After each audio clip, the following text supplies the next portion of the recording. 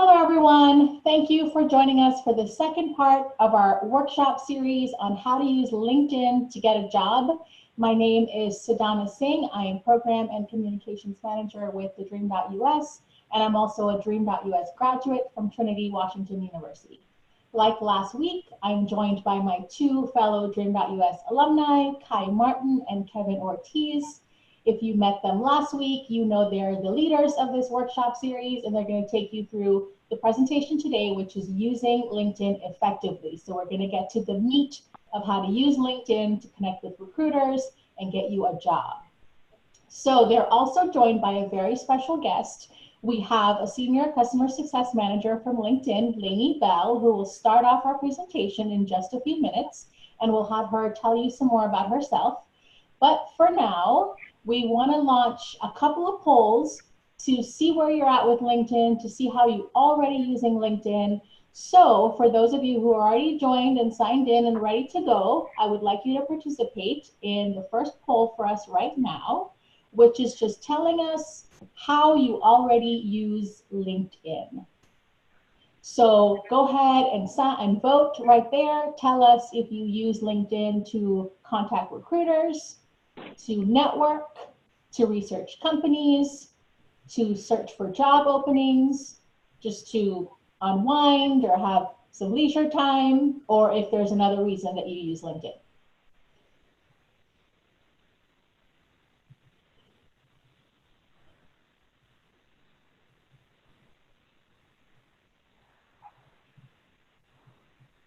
So we've got most of them lit up. So all of the reasons across the board right there.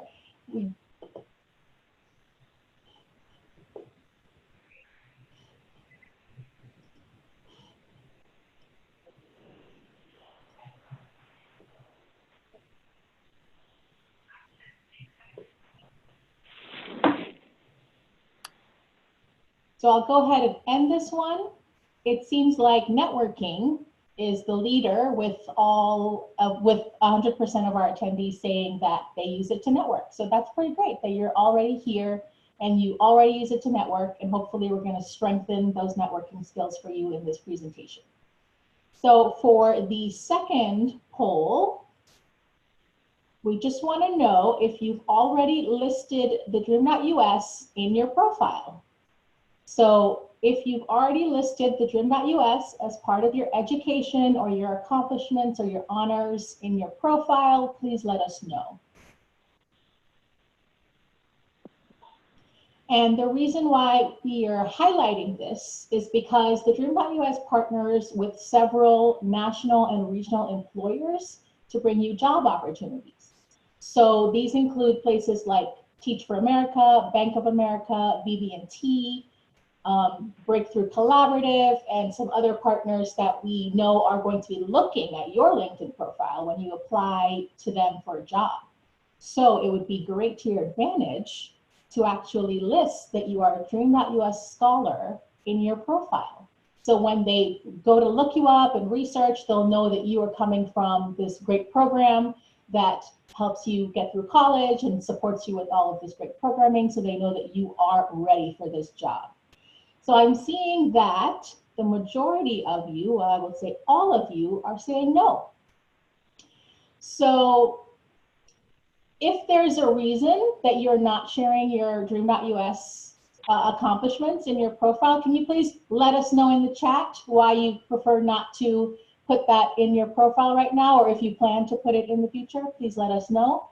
We'd definitely like to know that, and we encourage you to do that after this broadcast. Please go put TheDream.Us either in your headline, in your education section, or as part of your honors and accomplishments.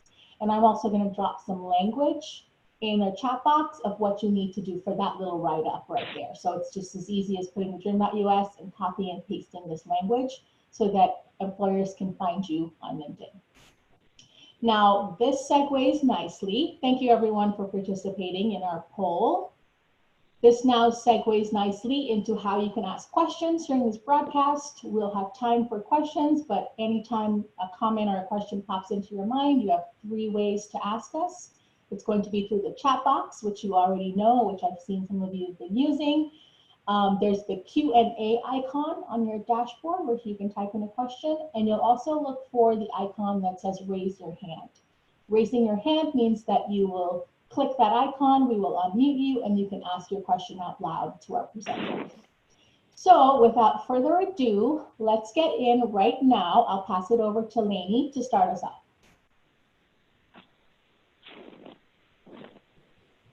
All right. Hi, everyone. My name is Lainey Bell. I'm a Senior Customer Success Manager at LinkedIn. Thank you so much for the introduction, Sandana, and setting us up for our next segment. So I've been with LinkedIn for about just over 5 years now. And before coming to LinkedIn in a customer success role, I was a recruiter. So I was recruiting candidates just like you. I did a lot of like entry level, brand new into the workforce type of roles. And of course, myself, I was there too. I also found myself in that first recruiting job, not totally loving it, in all fairness, but you got to do the hard work to figure out where you want to go. So in my journey through that to get to LinkedIn, I did a lot of networking. I turned to a lot of people to figure out how to network effectively to get this position that I've been extremely happy at in the last 5 years. So really excited to talk to you all today about that passion and about my experience. So hopefully you guys can take something away from actually how to network using LinkedIn. With that being said, if there are any questions, please feel free to chat them over so you don't forget them before the Q&A, but I would love to hear from you. Part of my role in customer success is that I do these webinars for a living, and I always joke that I have to, talk to myself on the phone all day long. So I really like the engagement and really like hearing from all of you. So would love to do the same in this type of a position too. All right, so let's get started. So the first things first is LinkedIn, how we're set up and what is the power of the network. So as you can see here, let's say the person in the middle is me and I'm connected to Kai, Kevin, and Sandana. Those are my first degree connections. They could be people that I've known in the past, I've worked with in the past, I've gone to school with. I highly suggest and recommend that you are connecting with people on LinkedIn in lots of different formats. The nice part about LinkedIn compared to other social media sites is kind of the level that you do know each other, or maybe don't know each other but feel comfortable in reaching out for that connection. Like on Instagram, a lot of what you're doing could be following influencers or following people that you already know of, right? Facebook is mainly family and friends, but LinkedIn is a very different type of a situation. These are going to be people, again, that you've gone to school with, professors, people in this audience. Feel free to connect with me after this as well. People you've met in some sort of a professional capacity or you would like to know in a professional capacity. These are people that you want to learn from because when you do connect with them, then you can see everyone's updates. And typically what people are updating on LinkedIn is going to be about the company that they work for, about the industry that they're in. They want to be the people seen as industry thought leaders. Or it could just be, different things, tips and tricks that they found helpful in a professional atmosphere that you guys can also learn about. But in that same sense, you can also use them for networking and for those positions. Because the next step in the next slide is how to grow it. So now I've got my first degree connections. They're people that I kind of know or that I want to know personally. The next layer of that is all of their connections. And those are really what starts to build this power of the network. Those are what we refer to as your second degree network. So those are going to be people that Kai, Kevin, and Sandai are all connected to. So now when I see their profile, I can reach out to Kai, for example, and say, hey, Kai, I'm looking at this person. It looks like they work for a company that I'm pretty interested in. Could you, reach out on my behalf, set up an introduction? So think about old school like networking events that maybe you've seen in the movies, or for me, a lot of my, uncles and my dad used to do a lot of this. You just bring it in an internet-based atmosphere. So take a human interaction, plop it online. And then the next slide, and really where the network gets massive, is your third degree network. So you can see that it just grows exponentially. So the third degree network are my connections. And the cool part about this is from our research, if you're connected to somebody at an organization through your first, second, or third degree network, you are 9 times more likely to get an interview. 9 times. And so think thoughtfully about how you would like to set this up and then how you would like to leverage who those people are when you are reaching through and talking about how to find jobs. Okay, so the next slide is really how to start doing that. And I've got many, many stories from this personally, me reaching out to people on my behalf, and then vice versa, people reaching out to me to work at LinkedIn or connect them with somebody that I may know. So the two stories that I want to share with you today about how to think through your network and how to really use this as a weapon and as a tool. One was how I landed my job at LinkedIn. So I, again, like I mentioned, wasn't super happy with my first position. I had been there for 4 years, but it just wasn't the career path that I wanted. However, what I found is that it was really hard to change paths. And I needed to leverage my recruiting experience into something totally different that was more in line with how I thought I wanted my career to go. So I was lucky enough, I turned to my network and kind of asked for help. One of the people was my uncle, and he, this was back in like 2014. So like LinkedIn was definitely going, but it wasn't like where it is today. So he asked me, he was like, "You're a recruiter, why aren't you reaching out to people on LinkedIn?" And I was like, I honestly didn't think about it. He was like, "Okay, well, reach out to the people that you know, see where they work, and then see where that can take you. And you have to be okay with sending a message to them and engaging with that first interaction." And he's known me my whole life, so he knew that I was super shy. However, I really liked this process because I could clearly and concisely lay out my thoughts in a way that I was pretty good at communicating. And so I started reaching out to my people in my network. I reached out to mutual connections to introduce me to folks. I got an interview that way. Another way that I got an interview was through my alumni association. And so I was kind of like name dropping Purdue pretty frequently. That's where I went to school. And so I would find companies that I thought were interesting and then see who were Purdue alumni and then reach out that way and see if I could drum up something. But what had happened was how I got my job at LinkedIn was a lady that had tried to recruit me originally for a different recruiting company, which I didn't want to do. And I never responded to her. And, you know, I didn't think much of it. Then I realized she had started working at LinkedIn 2 years later. So I reached out to her named Stephanie Hurst and said, "Hey, Stephanie, I see that you're working at LinkedIn now. And it seems like a really interesting company." And then I kind of made a joke because you do want to humanize it. And I said something along the lines of, "Sorry I didn't respond to you 2 years ago. Clearly that wasn't the company that I was super interested in," or something, you know, lighthearted. And then I closed it. And this was the part that my uncle sincerely helped me out with the most, is giving them an out, which sounds weird, but saying, "Hey, if this isn't something that you're interested in talking to me about, or you don't have the time, no pressure, no worries." Because typically what happens is when you take the pressure off somebody, but you're asking for help, they want to help you. When you're hassling them and haggling them and you're trying to pitch them, they kind of are like on the defensive, and their sense is like, I don't know what they're trying to sell to me, and I don't know if I want to be a part of it. And so the story from that, again, humanize when you are reaching out to them, and then just give them an easy out, because more than often than not, people do want to help you.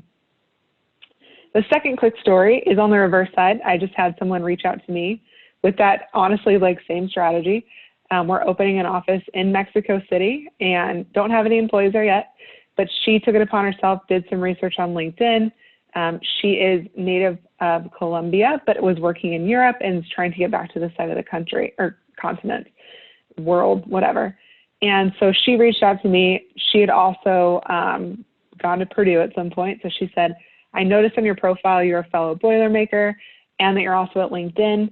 I've been studying LinkedIn, thought it was a really interesting company because of X, Y, and Z reasons. I've noticed that you've been there for 5 years, and that really stood out to me as somebody that I would love to learn from." And then from there, she kind of quickly described, "Hey, I'm looking for these type of roles. Here's the job posting. What are your recommendations for applying?" And so I personally took to it. I've had tons of people solicit me and reach out to me, and I sometimes take the conversation, sometimes I don't. It's just all about that personal connection. But I reached out to her. We had a quick phone conversation. She was very easy to work with, which is another thing. I know it kind of stinks, but you have to be flexible when you're trying to woo and impress somebody. And then got her in with a recruiter advocating on her behalf, and she's in the recruiting process now. So Hopefully she gets the job, but at the same point in time, it's really just how you come across the networking part. So hopefully that was helpful. So thinking through how to build out your network, we're going to go to the next slide here. So one is discovering existing connections. We are an algorithm. People are going to find you in lots of different ways. We were just having this conversation with your leadership team here a couple minutes ago. How do people find you, and how can you stand out from the crowd? And so one is building up that connection base, because the more you use LinkedIn, the more your network is growing, the more you're going to come up in searches. So for those of you who are familiar with the term SEO, or search engine optimization, let's talk about that. So on our site, a lot of what comes into play with that is going to be your profile. So it sounds like you all talked about that last week. The more built out profile, the more information that you're giving somebody, the more it looks like you're a rock star performer in whatever capacity that is. All those things are going to play into when people are searching for you and how you're found. The other layer of that is then your network. So one idea behind this is, if you go into, it's kind of small in here, but if you go into where connections live, you can discover existing connections. So one, of course, put your friends, your family in it, your current, former colleagues, regardless of like the industries that you're in. You never know like who they might be connected to. But the other one here is people you may know. It's freakishly accurate. I was using it today for people that I should have been connected to for a very long time. But this is a great way to kind of figure out, are these people that I should be connecting with? And it's also, again, helpful because the more you build out your connections, the bigger your network may be, the higher your name is going to go on those SEO lists, or those search engine optimization lists. Okay, go to the next slide. Okay, when you are searching for new connections, a couple things to do. One, it's not on the slide, but if you know the companies that you're looking for, what I would do on this one is just straight up search for those companies and try and find some layer of connectivity with them. Did you go to the same school? Did you have people in common? Do you live in the same area? Start basic. People like having that familiarity. So when you are reaching out to them, reference those things. The other thing that you can do too is flip this on its head, and then you go looking for certain companies. So the same feature you'll see in the search engine is that you can look for different companies that you might be interested in working at, and then kind of work your way backwards from there. If you are going that route, what I do suggest is to go for hiring managers. Yes, you want to be connected to recruiters, and yes, you want to be connected to people in HR and talent acquisition, but really at the end of the day, the hiring managers are going to make the decision to bring you onto the team. And so find the positions that you personally want, and then try and find people that have like a manager or director level role, or even VPs if you're not too shy, and reach out after them and ask for their recommendations of what you should be doing. People love giving advice. I'm on this call because I love giving advice. So kind of play to those type of opportunities. All right, so the next slide will show you, I think, exactly how to do it. So you can see things like the keywords, what companies they work for, what area that they're in. So those are all like super helpful for how to find those new connections. All right, next slide. And then to come back to the personalized connection. Whenever you do connect with somebody, absolutely make sure that you're customizing that note. I've had lots of people reach out to me over the years and connect with me, but they don't say anything. And it's just like, I'm not really sure why you want to connect with me. Your background doesn't really make sense. However, when you do put that in there, it looks like you have, it's a limited amount of space, so you have to be very careful with it. But if you kind of give them that reason as to why you want to connect, they're much more likely to connect with you. But again, you got to be personalized. The mass messaging that sounds like they're kind of like scamming you, and you have that weird feeling of like, why do you want to connect with me still? I'm not quite sure. You want to stay away from that. I've had 2 people this week that just said they wanted to expand their network in Chicago, and that's why they're connecting with me. And in all honesty, I was kind of just like, I don't know what that means, and I don't really need to expand my network in Chicago. So it wasn't a true give and take. Vice versa, people that have connected with me in the past and said, so I'm on our social impact team locally in Chicago. I've had a couple of people recently that said, hey, I noticed this specific thing about your profile. I thought that was really interesting. I would love to learn from you and what you're doing in that space. Absolutely connect. If that's their true intention, but if your true intention is to network for jobs, absolutely call that out. But again, be thoughtful, think through what you want to say. And another piece of advice that I've gotten is be an editor.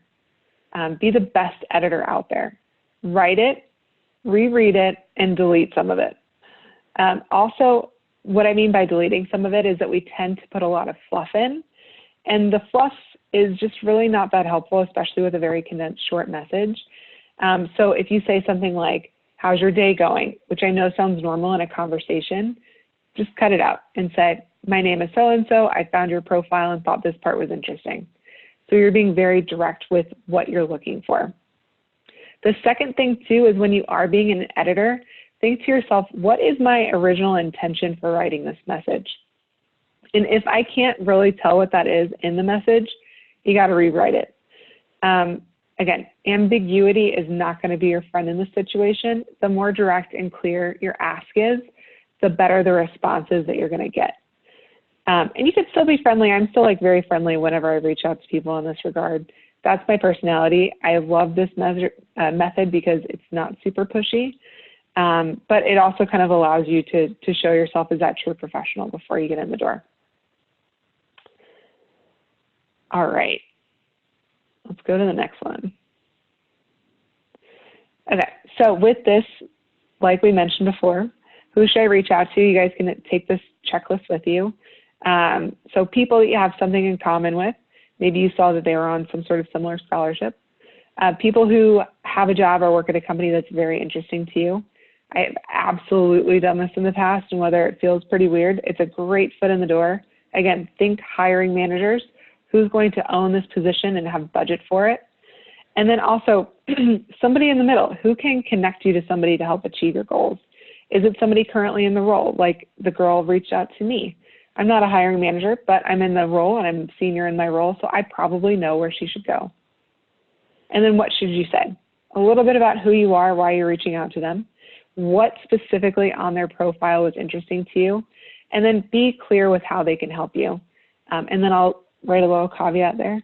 Give them an out. Give them an easy out because, again, more likely than not, they really are going to want to help you out. And if not, if you ever meet them on the street or you end up working at their company and they didn't respond to you, the pressure's off you because you made it easy for them, so you can still maintain a solid relationship moving forward. All right. I think that's my 2 cents so far. Oh, not my 2 cents so far. So this slide, absolutely really helpful to do all these different things that we'll walk through, but I want you to think through how a recruiter is going to find you. And so going back to that SEO, also want to talk about our algorithm. So it's different in different places.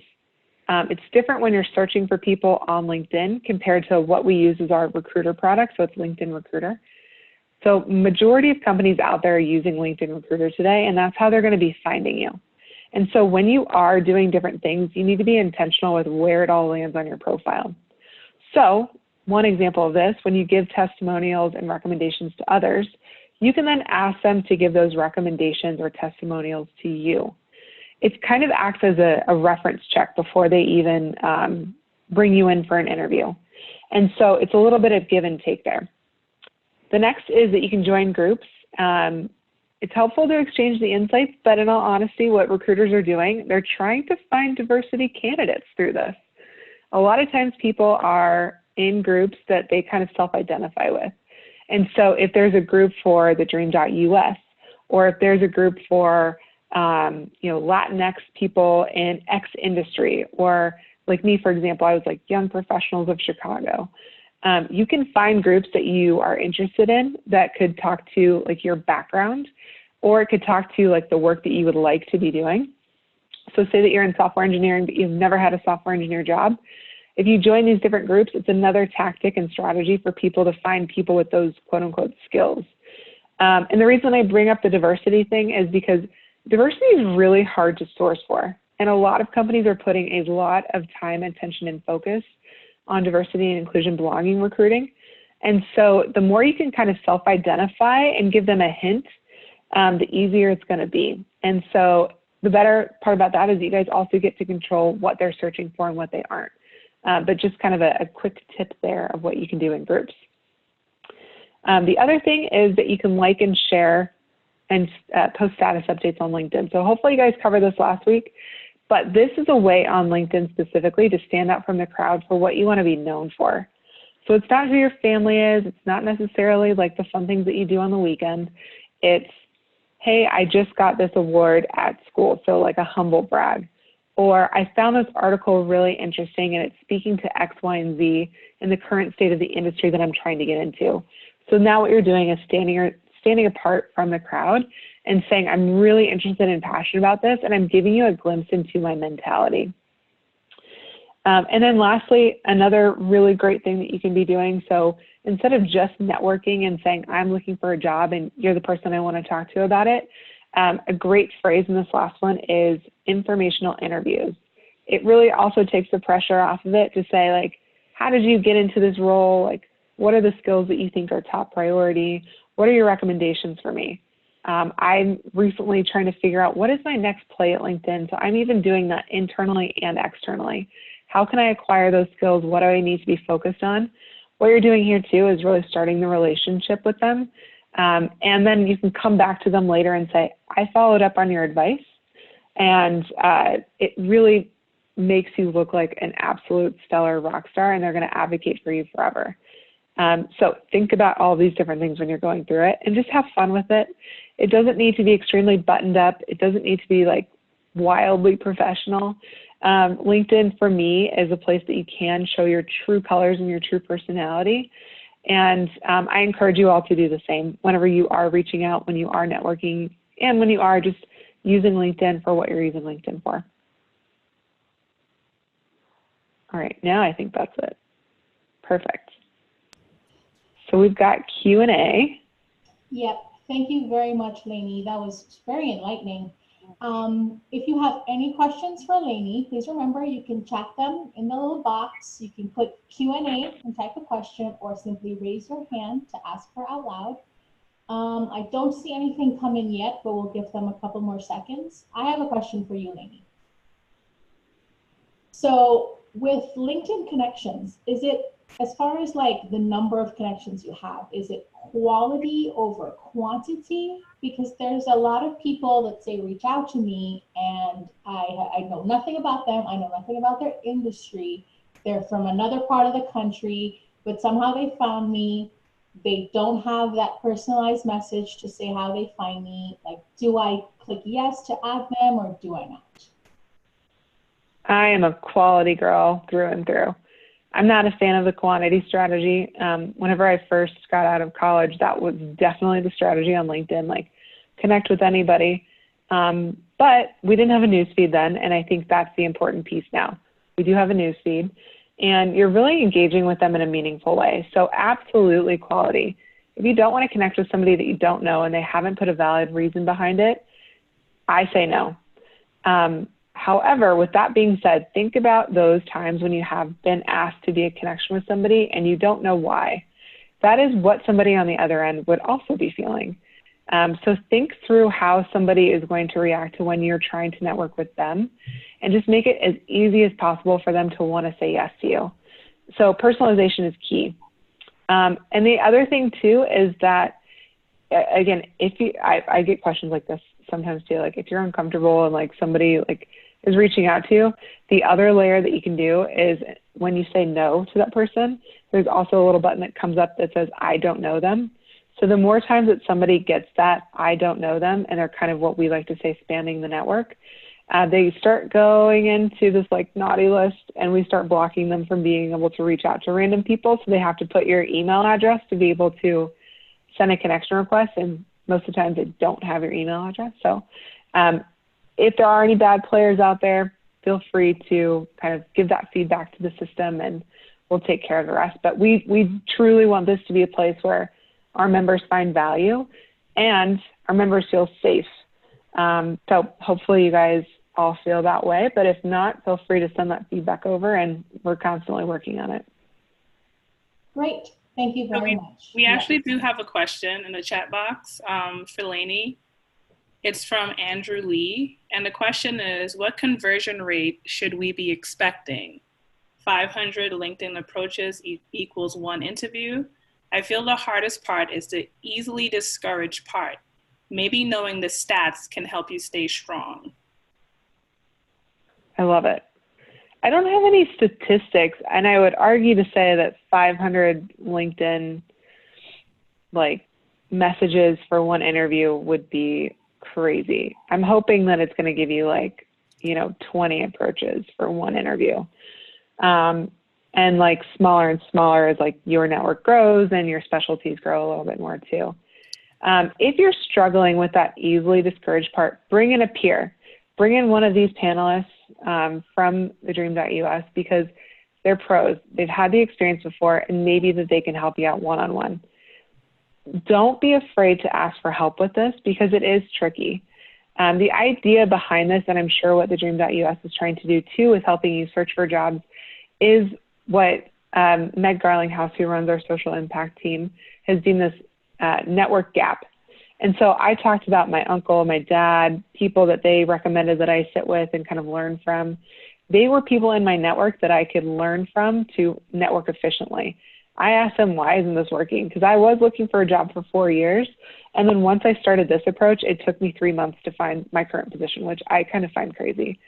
And so if you don't have that network in family or friends, reach out to people that you trust professionally, and just ask them, hey, I'm struggling networking. What can I do differently? Here's the messages that I've sent to people.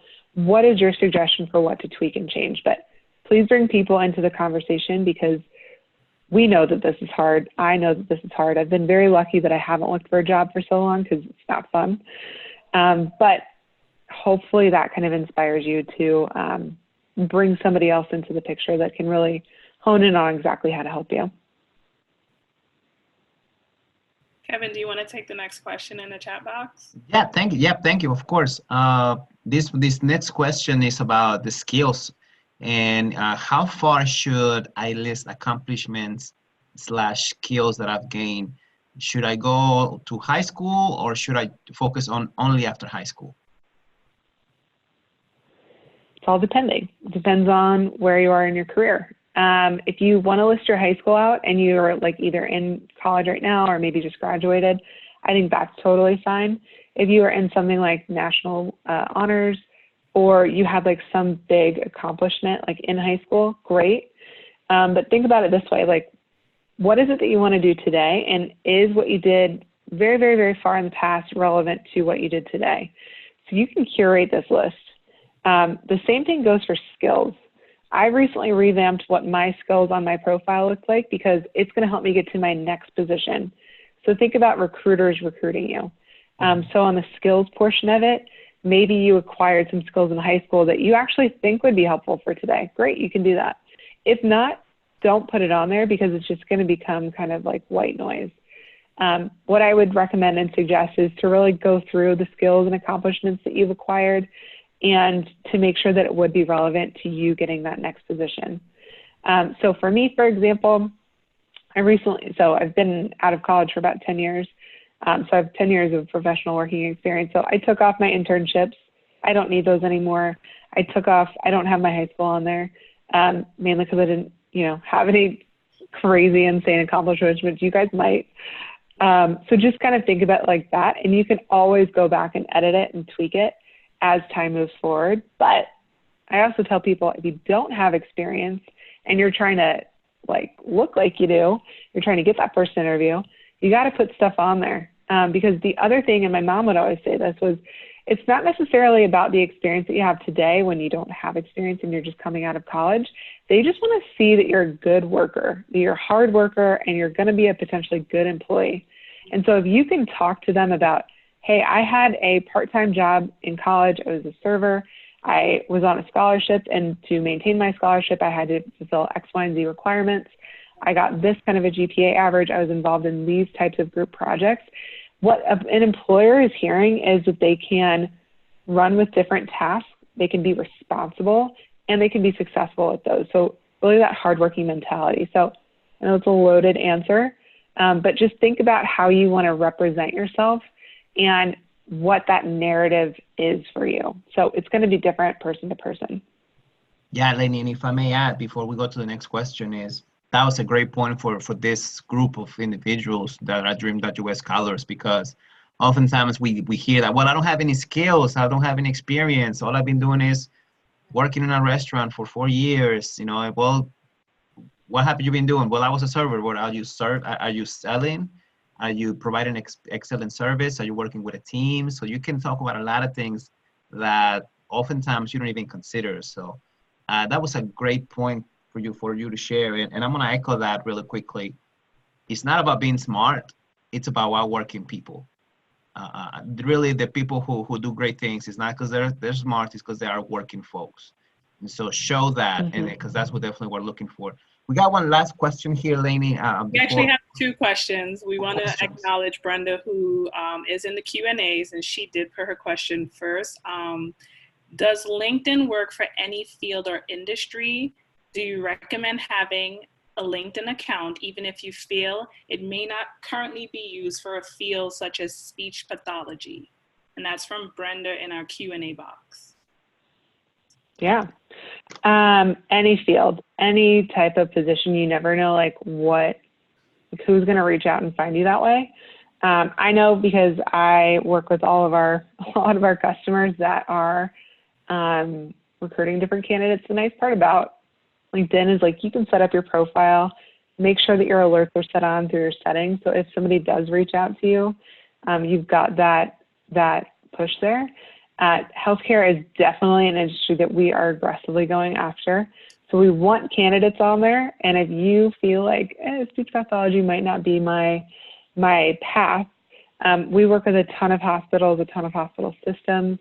And I know that they're trying to actively recruit those types of candidates. So it could be a way for you to stand out above the crowd in a very light touch, easy way. The other thing too is it's not just about finding jobs. It's about once you get there, figuring out how do I be a professional? How do I make this change? Are people at work going through the same things that I am too? So yes, you can absolutely find jobs on LinkedIn. That's why we're here. But you can also just learn about, your life as a working career person as well. Yeah, so I highly encourage that you join and then try and figure out what your niche would be within our little world. Thank you, Lainey. And the last thing we'll talk here is asking, this is from Andrew Lee, asking this as you were also a recruiter, what advice do you have, or wondering if you have any advice for first face-to-face contact? How should you carry yourself to make your chances the best? Any stories? Yes, this is a hard one, but also one that significantly helped me as I was a recruiter and we were working with lots of different hiring managers. And so I am an over-preparer. I don't do well on the fly. So my recommendation for that was to always over-prepare. So what you want to do is over-prepare on the company, find as much information that you can out about the company, and also their culture. So it's not just why do I want to work for this specific company or industry, what about their culture reaches out to you? And then with that being said, most of the time when you are going in for an interview, they're going to give you some sort of job description. And so those, to me, read them as the answers to the test. That's what they want to hear from you about. And so typically what happens on the job description or the job posting is that they're going to highlight the first 3 things for their requirements and skills and backgrounds. The first few things are probably the things that they care about the most. And so when you're going through and prepping for that first face-to-face interview, and there's probably a lot of very common interview questions out there, write down your answers to those questions and relate them to stories that might be relevant to that job description. Another thing, if you guys haven't heard of it, is the STAR method. So it's how you answer a question: situation, task, action, and results. It's very common. Google it if you haven't heard of it yet. But my suggestion to you is when you are prepping for all of that stuff, write out STAR on each of them, and it just helps you describe what it is that what you did in the past and how you've done that. So for those of you saying, I don't have any experience, but I was a server for 4 years, and I was a team lead, and I was a trainer. That's experience. So how can you relate those qualities that you've acquired, those skills that you've acquired at the serving position, to maybe that first time career move that you're trying to get into? So it could be, hey, I was hired as a team lead because I was always on time. I knew the menu backwards and forwards. I was always somebody that they can count on and rely on. And then I was a trainer because I was really good at communicating to people, and I love helping other people accomplish what they need to accomplish. I knew that if we had a really strong team, it was going to make my life a lot easier and way more fun to work at. And so you relate these stories back to what those job descriptions are if you can. And then that way, what you can do is just anytime a random question comes up and you think it sounds like a question that you prepped for, you just pull that situation out of your back pocket and you look like an absolute stud. It works very, very frequently. So yeah, I think Kai just chatted over the STAR method to everybody, but it's all over the place. So Google it if you haven't heard of it. Well, Lainey, thank you so much for your time. We got about 15 minutes left of presentations. You're more than welcome to stick around, but don't feel that you have to. You have done your part. But we really appreciate what you've done for us. Definitely, one thing that I wrote down was be the best editor, be epical. What is it? What I'm looking for? Impeccable with your writing. So that's definitely something that I'm taking out, as well as giving folks an easy out. So. We appreciate you so much, Lainey. Thank you so much for all of that. And I don't know if Savannah or Kai had anything else. We do have one question that came in from Kiersey. So before we let Lainey go, the question is, how should I deal with constant requests to join startups? I usually receive messages from people trying to set up a call or face-to-face so that I can hear about their new company. I mean, I would research the company first, and maybe they're trying to recruit you. But if not, again, I'm a big fan of reporting people. So if you feel like it's inappropriate and you really don't like it, feel free to say, I don't know this person. There's always those 3 little dots or ellipses on a connection request or a profile. And in those 3 little dots, it says, report this person. I mean, we want it to be a place, again, people find really valuable. So if you're not getting that value and there's something weird happening, let us know, and it will eventually get taken care of. Thank you very much, Lainey. So just send over my LinkedIn if anybody wants to connect with me afterwards. But my request for you all too is to take this and +1. Take it to somebody else who couldn't make the call. Bring it to somebody else down the road. I was helped out tremendously in my career from this, and I'm trying to give it forward. So I hope all of you guys do the same. Awesome. Thanks again. Thank you, Lainey. Yeah. Thank you. All right. Thanks, everybody. All right. Take care. Take care. Take care. Thank you. So, all right, folks. Well, we do have a few more slides for you with some good content. And Lainey touch on some of these things that we're about to discuss, Kai and I. So hopefully it will be a quick refresher with some extra caveats. And so over the next few minutes, we're going to talk about just how to follow those companies that Lainey talked about, how to become a subject matter expert in preparation for you to show up at that first interview that we were talking about, as well as how to follow influencers, particularly recruiters and hiring managers, and then just some more of the value-added activities for how to join groups. So let's go ahead and jump into the slide that is following, which is about following companies. So you want to do your research as far as the industry that you work on. I normally talk about my own personal experience in the business world. So my degree is in business. So I was really looking when I was about to graduate, I was all in on LinkedIn, looking at companies like Microsoft and Boeing and Bank of America and even BB&T. And I went to their official page. So every big company out there that is legit is going to have an official LinkedIn page. So spend some time finding it. And one beautiful thing that I realized that is going to equip you for that first meeting is on that, check out the live section. So on the left side of a company's LinkedIn page, you'll find the live section, and it's going to tell you all about what that company is all about, so that when you show up to those meetings, you show up to that interview, you are over prepared, like Lainey's been talking about. So that is another thing that you might want to spend some time on, is going to a company, looking at that live section and really, really digging deep. And so definitely take the time to do that. Let's go ahead and move on to the next slide, where we're going to discuss applying actively.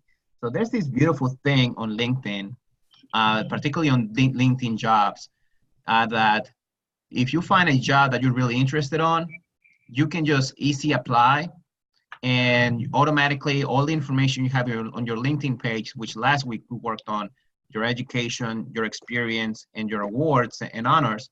So now that you have that ready to go, you find these opportunities and you apply, easy apply to them, and you're automatically there, connected to the company. A recruiter is going to see it, and more times than not, you're going to see the little name of somebody like Kelly Simmons, and you're going to see that, and that's the person you want to reach out and tell them, hey, I applied to this role. I would love to spend some time talking to you about this, this, and that. And oftentimes you want to do that before you're going to apply first and then let them know, because oftentimes that just shows initiative in my mind. It shows that you're ready to go. This is the one you're looking for, and you just want to get into this role. So that is another thing to do, which make sure your LinkedIn profile is on point, and then apply actively, which takes us into the next slide, next couple of slides. And I'm going to try my best to go a little quicker, because I know Kai has some great stuff about finding recruiters on LinkedIn, as well as hiring managers. So definitely search them up. I'm going to spend more time on the message, as we were talking about with Lainey, which is introducing yourself, thinking about why it is that you want to connect with this person, express that interest. And the big one is stay relevant, not just with that message, but with anything that you do on LinkedIn. You want to stay relevant to the conversation for the industry. And as it says here, even if it's not 100%, reach out anyways. 100% match, reach out. You never know who knows somebody. You never know the power of the next person, because they might know somebody who's looking for someone similar. And you know what? You didn't quite match out for my company, but I know my friend over here at Microsoft or at Boeing or in the local nonprofit that is looking for someone with your talents. So never burn bridges is kind of what the lesson is there. Even if it's not a perfect match, say thank you, appreciate it, and then move on with your search. And of course, don't give up and be resilient, which takes us into the next few slides. Kevin, if I may quickly add something for them, because we are talking about sending messages out, I know some of you might be thinking, how do I approach someone that is in a senior level position? And you think about the salutations that you would greet this person with. One of the things that I'm very mindful of is that if you don't know this person's gender pronouns, please refrain from saying an automatic Mr. or Mrs., because you don't want to offend someone if that's not their gender pronouns. It may not be listed, but we are in an era where you have to acknowledge it. Is something that I do have to be mindful of when I'm speaking to students or anyone that I'm in communications with. So one of the things that I've been taught is to just address them by their first and last name. You don't have to put in any sir, madam. Again, you don't know what their gender pronouns is. And if they, after communicating with you, have revealed that information to you, then feel free to use it. But just go about the good morning, good afternoon, or however it is, and first and last name is pretty fine. I do use it with a lot of political leaders, and they are quite okay with that until they themselves will write me back, and then they'll include their salutations at the ending, the conclusion of their email. So that's something really big to just be mindful of. You are preparing, and even in life, you'll be writing emails to other people. You don't want to possibly offend a possible recruiter or employer. So that's key to remember. Absolutely, absolutely. That is a good point that oftentimes I know I still need to work on. So thank you so much for that reminder, Kai. The last thing is again about joining groups. And, you know, we all have the Facebook group for TheDream.Us, and we want you all to use that. We also want you to use the alumni page. Another thing to use is joining groups, say like the Dream.Us group, and how, as Lainey was saying a minute ago, that is a way for recruiters to find a group and say, hey, I'm a recruiter for such a company, and I know that the Dream.Us is a partner of mine. I would love to either join that group or find folks who are part of that group. So that also speaks to that diversity portion that Lainey spoke about, which I really didn't consider in the past, but that was really, really smart. So I was really happy that she brought it up. And this is all about connecting, right? Connecting with professionals, with your fellow alumni, as well as with potential jobs. And so don't undervalue don't underestimate the value of the groups on LinkedIn. With that in mind, I'm going to turn it over to Kai. Kai, I think this is the next few slides are coming for you. And so, Okay, yeah, awesome. So really quickly, I think Lainey and Kevin, thank you, they did such an amazing job in just tying everything together. One of the ways that we want to conclude this webinar is just by reminding you, think about the way that you will be approaching LinkedIn. There's always three categories that you're approaching LinkedIn. You're either a student, you're either an employee, or I believe the third one I have is a job seeker. With that, I did have a few questions from a few of the scholars that connected with me over the week, and they asked like, well, what do I post? So I just wrote down a few things that you would focus on if you're posting, let's say as a student. Believe it or not, one of my friends found a job as a researcher by posting her research work. She wrote one of her papers. It was actually the thesis that she defended. She just graduated from grad school, and she posted that on LinkedIn, and people started to share it. And within no time, she actually told us that she got a job through someone else who found that and read her work and thought, are you looking to be a researcher now? And she actually was. She was doing environmental research. So that was a quick way for her to get a job. If you're going to be posting content, I always say post blogs, but I love to tell people fact check and be careful of the blogs that you post. Think about how something can hurt your image, and something that you might be posting might be offensive to someone else. Stay away from offensive postings. Photos, if it's school related, if your school may have had like some grand event or some trip, you can post that. That's quite okay. Events, something that might be useful to other scholars in your area. If you want to post something that TheDream.Us is hosting in your area, you can feel free to post that. These are all contents that as a student, you're posting and sharing with other students in your network. I do see a question from Sadhana. I just want to, okay. Yeah, I think it was more a comment. Might be, okay, thank you. Moving on to employees. One of the things that I wrote was to ask yourself, why am I posting this? Does this strengthen my current position? So actually a few questions that I did receive was concerning, should I list that I'm undocumented in my profile? My question is this: do you want to be known as someone who is undocumented, or do you want to showcase your strength as an employee and a potential employee for a company? As much as I am not afraid to tell people that I'm undocumented. I do have a lot of other skill sets aside from being undocumented. It's not the one thing that makes me who I am. I tell people I can do public speaking, I can do communications, and I bring up all of my skills and I share it with other people on my LinkedIn profile so that you know this is who I am and this is all of the diverse things that I'm able to do. And if in conversation we talk about me being undocumented, it's something that I will go on to talk about with an employer. Share industry content. If your industry has something that you might find relatable for someone else, I believe in sharing it. Tips and job hacks. I love reading tips from some of my friends on LinkedIn. They share some of the quirkiest things, but it's things that I use, even whether it's how to reboot my computer, how to add this new program. I find a lot of content that helps me in my current position at work, and it's been through just finding people that I'm connected with. Social events. If your job is having something, if you know of maybe a job industry fair or something in the area, feel free to share that with someone else. People are oftentimes looking to switch job industries, and you posting something about your job, what they're having, might encourage someone else to visit. And of course, that leads to the job opening. The last part is your focus as a job recruiter. That's the last slide, Sadhana, I'm sorry. A job seeker.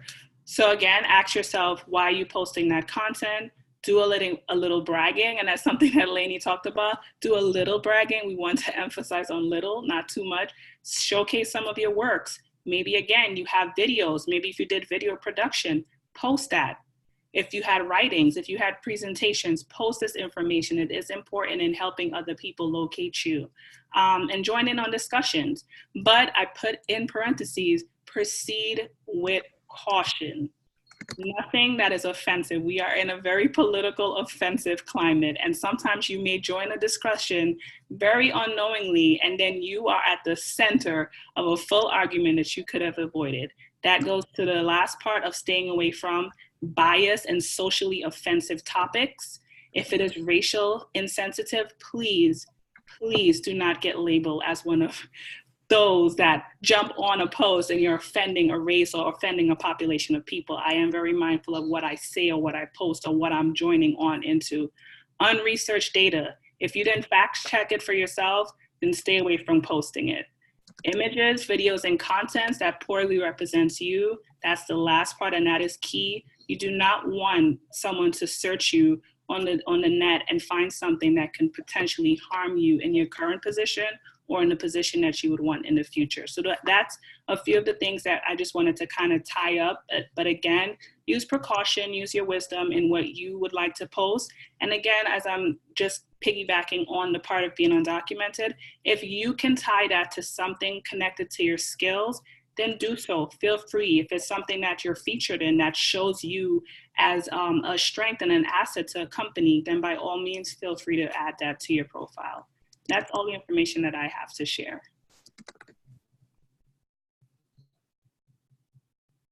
All right, any questions for Kai and Kevin on the second part of our presentation, which was also very helpful? I actually never post anything on my LinkedIn, and now I see that I should be doing that, and now I have a good idea of some of the things I should be posting on there as opposed to what I put on Facebook or some other social network. So thank you both very much for that.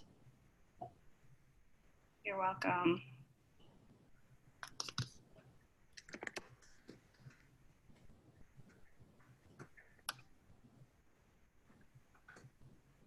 Well, and if I may add to your comments, Adana, as people draft their question, the posting is something that has really helped me in the past recently.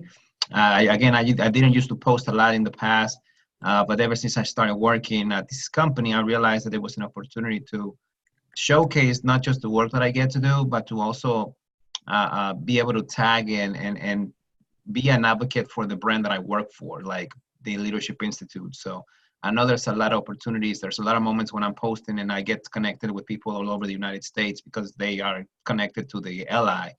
So that found through that is a good thing to do. So as you're posting, folks, also don't hesitate to use hashtags and to follow certain hashtags, which are followed by hundreds of thousands of people all over the world. So that's another opportunity for you to use. So there's a question in the chat box, and it's, would you do anything differently to find a summer internship as opposed to a full-time job after graduating? And I love that question. For me, my summer internships are places where I gather and strengthen my skills. So one of the things that I do, I approach summer internships. I don't really have much summer internship, but I did have a period of internships last semester.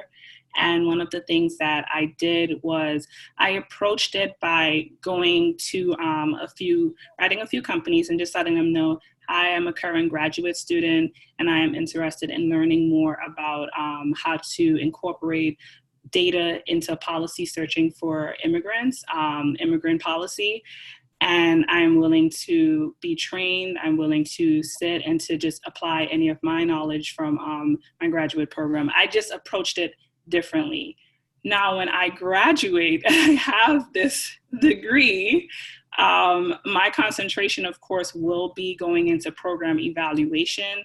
So now the skills that I've accumulated from all of my internships, it will be me fully launching myself into this to say, hi, I have this amount of years of experience. I have a background in this and that and this, and I would like to apply for a position as a program evaluator within your company, and then give, of course, all of my skills and my references and the things that my internships ultimately helped me with. So for me, it's mostly the language that differs when I'm looking for an internship, I present myself to be more of a lifetime learner, a student wanting, willing to come into a company and to be trained, willing to also bring some of the skills that I have, but knowing that I'm coming into this company to learn essentially and to strengthen my skills. Whereas when I've graduated, by then they would hope that I'm looking for full-time employment in a company under my degree banner and just kind of launching in of this is the experience that I've had before. So Kevin, I don't know if it's different that you would want to just chime in with that. Yeah, I'm really quick. The one thing I'll say, and this is a lesson that I got from the College of Business at the University of Central Florida, which this is from the dean. You know, when you're a student and you're looking for internships and jobs, right now you are cute and curly. That's what he says. You're cute and curly. You're the nice student that everyone wants to help and coach and mentor. However, once you graduate and you're looking for opportunities, you're no longer cute and curly. You're the competition. So it's more of a mentality for you to have that before you graduate, you have to be on point and ready to go and take advantage of how people are perceiving you. Once you're gone, it's a little different. It's tougher. So be ready to have that mentality. If you already graduated or about to graduate without a gig or a job, you need to get in that, you know, I'm going to quote Kobe Bryant, and you got to get on that Mamba mentality and show them that you're eager to outwork anybody and get it done because you're no longer, they're no longer, people no longer want to help you. They're seeing you as the competition. Yeah. Thank you, everyone. We're a couple minutes over, so we don't want to keep you anymore. Thank you very much for participating today. You've asked very thoughtful questions. I dropped Kevin and Kai's LinkedIn in the chat box, so just click those links right now and connect with them. They're open to answering any of your questions that you have following this workshop series. We want to thank them very much as alumni of this program, as alumni council members. They continue to give back to our community and to help us all advance in our careers. As you can see, they're doing very exciting things, very wonderful things. They're always advancing themselves. I will say right now that Kevin recently was chosen to give a TEDx speech in Greensboro. So I'm very excited for him about that. And that's wonderful. That comes from all of his hard work and him putting himself out there. Pray for me. And achieving one of his, I'm sure that was one of your goals that you were always thinking about, maybe, or maybe you never thought about it and you didn't know what opportunities brought you to this place. So just want to highlight that our alumni are doing great. All of you are about to graduate and you also will have some great opportunities coming your way. We will let you know that these recordings will be emailed to you, so don't worry about that. We'll send you the PowerPoint and everything so you can go back and listen and brush up and get your LinkedIn profile ready.